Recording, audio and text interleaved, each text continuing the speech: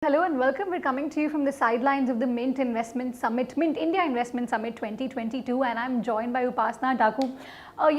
From Mobikwik, of course, and really pioneering the financial, technology space in the country. Upasana, speak to us about what you see the big opportunities are when it comes to fintech in India vis-a-vis, the world. How big can the opportunity in the market really get? So firstly, thank you for having me here. See, fintech globally is a very large market. Not sure you know that largest number of unicorns in the world, more than 162 unicorns today are fintech startups. So this is one sector which is dominating globally. Within India, we know the macro. Half of the country is 25 years or younger of age, is going to go the smartphone way. Already has a mobile phone, if not a smartphone, then a feature phone. Banking, we've reached to a certain extent. 650, 700 million Indians have a bank account. But so payments was the first frontier. I mean, we've seen what's happened in the last 10 years. Today there are 300 million digitally paying users. But it's still a very large opportunity because a billion people are not transacting. Only 300 million Indians are transacting today, and already we process the largest number of transactions in the world, one single country. So payments is a lot of opportunity. Credit, only 35 million Indians have a credit card. So credit is an even larger opportunity. Then you think about investment products, saving products, insurance products, everything else. I mean, you see players starting from different places. There are companies starting from mutual fund investments, companies starting to do insurtech, companies starting to launch cards. Everything is a completely unexplored opportunity. So it's like the incumbent base is 1%, 3%, 5%. Everything is a 90% plus pie opportunity. And I think this sector is going to remain hot for the next 25 years in India. That's the amount of, meat in it. That's interesting, and especially after India has already leapfrogged so much in this space, right? Let's go back 2 years, just when COVID, sort of happened, and the way people were transacting had to completely changed. It was also sort of a trial by fire for the payment system, right? Yeah. So your learnings from that experience and how that has accelerated adoption, and how much more can that be taken forward, with the efforts that the community is putting into this space? So I'll give you one single example, right? Like, see, fintechs, I mean, we've been a tech startup in the payments fintech space for the last 10 years. There are several others starting every year. We obviously understand the benefit of going the tech way, the digital way. The government is supporting Digital India in a big way. However, India has a very large incumbent base of banks and financial institutions of all kinds, right? Insurance companies, mutual fund companies. They were not yet ready to admit the fact that completely digital processing is required. But when COVID happened, that's when they realized and they started making those investments. Even today, you cannot get a loan from several banks and NBFCs in the country in a completely digital manner. It still requires some paper processing and few hours or a day's lag. Similarly, you can't invest in mutual funds. Not all mutual fund plans allow you to invest in them without paperwork.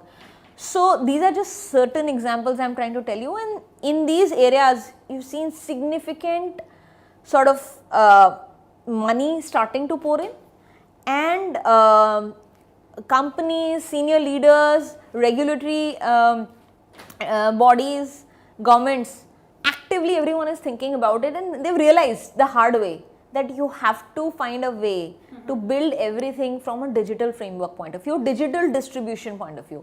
And so I see, large banks are now creating teams, deploying full tech resources.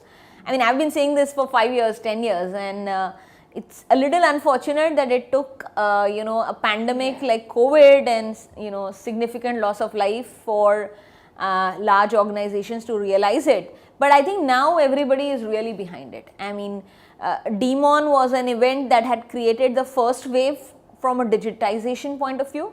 And then a little bit of it went back. But I think these last 2 years of COVID have really reaffirmed it. Everyone has realized. I don't think of any CEO or banker, in the BFSI space who will not wow and say that we definitely need to invest in digital and need to build it out as a capability. So that's something that's happened. Right. So clearly, like lots of opportunity beyond payments as well. And like you're saying, we're just touching the tip of the iceberg now after COVID has happened. Speaking specifically about the efforts you're making at Mobikwik, what do you think your growth levers would be, given that there is a lot of competition in the market, and just furthering that, unicorns in this space, right? Lots of investment appetite also in this space, but we have seen recent IPOs not do very well.